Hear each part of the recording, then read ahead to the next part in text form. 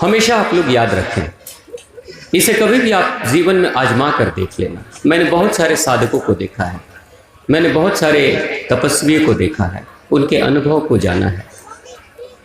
क्षेत्र चाहे कोई भी हो, जिस भी किसी क्षेत्र में कोई भी इंसान, चाहे वो स्त्री हो या पुरुष हो, चाहे वो पढ़ाई कर रहा हो, चाहे वो रोजगार व्यापार कर रहा हो, चाहे वो राजनीति या समाज सेवा कर रहा हो, अगर वो योद्धा भी है, एक खिलाड़ी भी है और खेल खेल रहा है, एक वैज्ञानिक है और शोध कर रहा है, कुछ ढूंढ रहा है, एक साधक है, तपस्या कर रहा है, अगर लगातार जिस किसी भी कार्य को कर रहा है, लगातार अगर 12 वर्ष तक करते रहे, जो माता सती अनसुईया ने कहा था माता भगवती सीता को कि 12 वर्ष तक मन, वचन और कर्म से अगर एक दिशा में कोई भी इंसान चलता है, अगर कोई छात्र है 12 वर्ष तक बिल्कुल पढ़ाई पे मन लगा दे और मन को भटकाए नहीं, बस पढ़ाई पे ही मन लगाए, जो उसके जीवन का लक्ष्य है उसी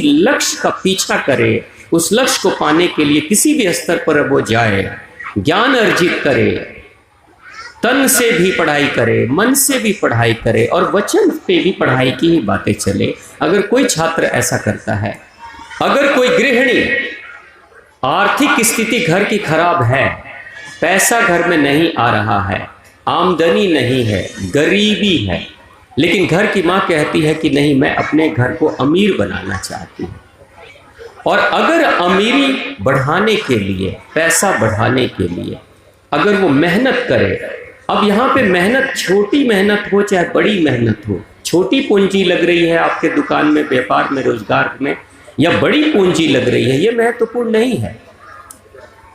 किस स्तर से आप शुरू कर रहे हैं, पूंजी का महत्व ज्यादा नहीं होता। पैसा कितना लगाया ये बहुत महत्वपूर्ण नहीं है, भाव कितना लगाया, आपका मन कितना लगा है, आपका तन कितना लगा है, कितनी जुबान से आप उस चीज के बारे में सोच रहे हैं, बात कर रहे हैं, तो आप बहुत बड़े स्तर के व्यापारी हो सकते हैं, बहुत बड़े स्तर। गरीबी, कितनी भी गरीबी हो, मतलब मैं आपको कहूं कि एक भिखारी भी, भिखारी जिसको सभी लोग कहते हैं भिखारी है, न खाने के लिए भोजन है, न पहनने के लिए वस्त्र है, लाचार जिंदगी जी रहा है भिखारी। भिखारी बेचारा मर गया। ये जब नोटबंदी हुई थी ना, उस नोटबंदी में वो भिखारी मर गया। और मरा भी क्यों? सोचिए, एक भिखारी मरता है, मरा क्यों? पैसे के खातिर मरा। पैसा लेने के लिए नहीं, इतना पैसा था कि बैंक में अब जमा नहीं होगा, तो हार्ट अटैक आ गया, मर गया वो बेचारा, इतना पैसा रखे हुए था। यानी जिस जगह पे झोपड़ी में रहता था, जिस बिस्तर पे सोता था, जब उसकी लाश हटाई गई, जब पुलिस वाले साफ वगैरह करने लगे उस जगह को, तो लाखों लाख रुपए मिले, लेकिन सारे के सारे 1-2 रुपये, 10 रुपये क्वाइन था, सिक्के थे, 500 रुपये, ऐसे करके रुपए रुपए थे। बैंक खाता तो खोला नहीं था भिखारी, कभी सोचा नहीं था कि नोटबंदी भी हो जाएगी। अब इतना पैसा लेके वो किस बैंक में जाएगा? सोचा कि पुलिस वाले पकड़ लेंगे, हार्ट अटैक आया, मर गया बेचारा। आप सोचिए कि एक भिखारी भी भीख मांगकर जब लखपति हो सकता है, तो आम इंसान क्या मेहनत करके करोड़पति नहीं हो सकता? धीरूभाई अंबानी पेट्रोल पंप पे पेट्रोल भरा करते थे अरब में।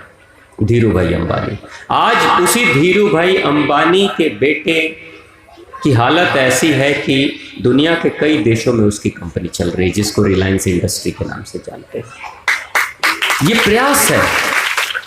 आज मां आदिशक्ति, मां भगवती यही कह रही है कि आप मेरी अगर उपासना कर रहे हो तो मैं वो हूं, मेरी स्थिति वो है जो जीवन की सभी समस्याओं को पार करते हुए, सभी इम्तिहान को पास होते हुए आज मैं उस स्थिति में पहुंच गई हूं जहां मुझे सिद्धियां प्राप्त हो गई हैं, जहां मैं मास्टर हो गई हूं, जहां मुझे सब कुछ पता है किसी चीज के बारे में कि कैसे, कब, क्या करना चाहिए, किस चीज को करने से नुकसान होगा, किस चीज को करने से लाभ होगा, ये सब कुछ पता चल चुका है।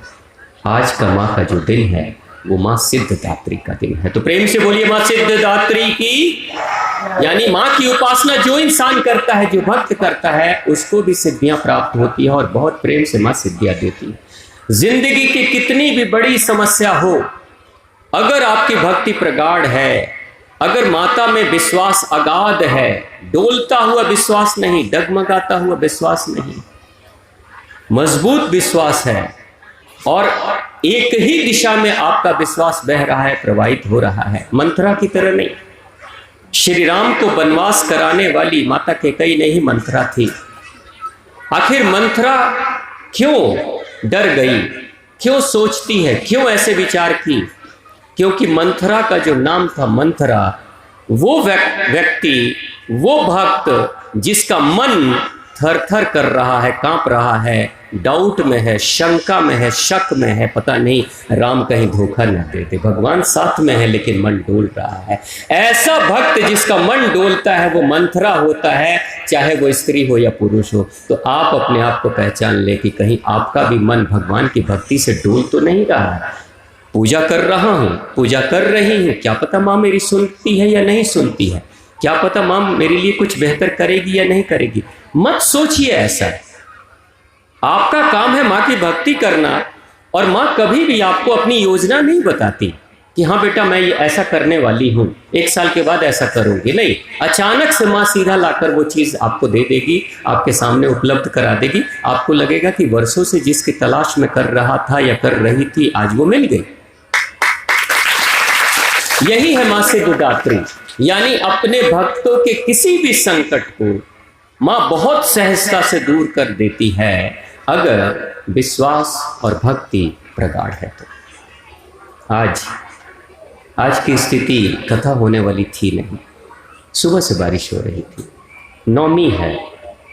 कल हम लोगों ने कथा सुनी भगवान श्री राम की। इम्तिहान किस दिन हुआ था श्री राम का? कौन से दिन? नौमी। अष्टमी तक तो सब कुछ ठीक चल रहा था भगवान राम का। भगवान श्री राम की साधना अष्टमी तक तो सब कुछ ठीक ही चली। इम्तिहान की घड़ी तो अंतिम समय में आती है ना। आप पढ़ाई करते हो, एडमिशन कराते हो, 1 साल का वक्त मिलता है। इम्तिहान कब होता है? 12वें महीने में ना। 11 महीने तक तो मौज मस्ती चलती है, पढ़ लेंगे कर लेंगे, लेकिन 12वां महीना जब आता है तो दिल की धड़कन तेज होने लगती है। कुछ बच्चों को लूज मोशन भी होने लगता है, पेट खराब होने लगता है, सब होता है। तो वो इम्तिहान की घड़ी अंतिम घड़ी होती है। आप सभी देखिए आपकी भक्ति कैसी है, आपका प्रेम माँ के प्रति कैसा है।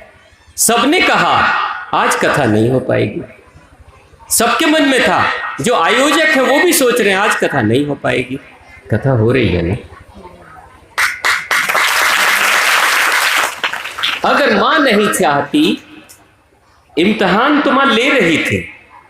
2:30 बजे के आसपास भी कुछ माताएं चली आई थी, 2:30 बजे 3 बजे कुछ बाबूजी लोग भी चले आए थे, आ गए थे, लेकिन सभी लोग वापस जा सकते थे नहीं। कई माताएं थी कहती है कथा तो होगी, कुछ भी होगा कथा तो होगी। भीगेंगे बारिश में, तबीयत खराब होगी, लेकिन कथा होगी। अब 9वें दिन कैसे इम्तिहान से पीछे हटे। आज देखिए माँ को भी लग गया कि मेरे बच्चे रुकने वाले नहीं हैं, मानने वाले नहीं हैं, मुझी को रुकना पड़ेगा।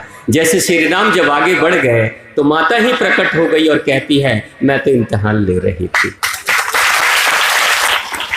यही है सिद्धदात्री। आपको भी सिद्धियां प्राप्त हुई है। आज ये सिद्धि प्राप्त हुई है। हार नहीं माने, चाहे कुछ भी हो जाए।